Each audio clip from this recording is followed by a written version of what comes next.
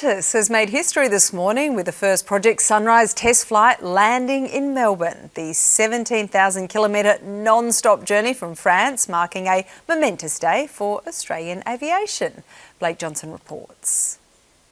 It was icy cold at Melbourne Airport this morning, but excitement was running hot for the arrival of a particularly special aircraft, the first A350-1000 ultra long range, flying non-stop from the Airbus factory in Toulouse, France, all the way to Tullamarine. It touched down after a flight time of 19 hours and 15 minutes. On board, 4 pilots and 5 engineers, plus all sorts of extra systems and computers measuring the aircraft's performance. Hundreds of people taking every vantage point they could at Melbourne Airport. We joined them on top of the T4 car park. We love planes. We're plane spotters. We're mad about planes. It's not just a plane, it's a special plane. A special plane. How special is it? Very special. It hadn't even gone into service yet.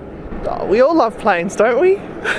It's a historic moment, not just for Melbourne, but Australia and the world. YouTube broadcasters Sid Squad, who usually cover Sydney Airport, were down for the occasion. Qantas 35 Lima Romeo, congratulations on this Project Sunrise milestone.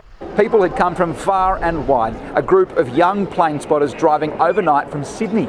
We left at 7 p.m. last night, arrived at 5 a.m. this morning. There is sure to be some disappointment. The choice of east-west runway means that hundreds of people at other vantage points likely missed out on seeing the aircraft on its final approach and touchdown. But those who did get to see it were very pleased. Get the shot? Yes, I did, yes. Yeah, finally. It was a tricky one. The flight didn't set any time or distance records, but it didn't need to. That'll come next year when it does Sydney-London non-stop. The aircraft is parked in Melbourne until Monday, when it will do the return flight to France.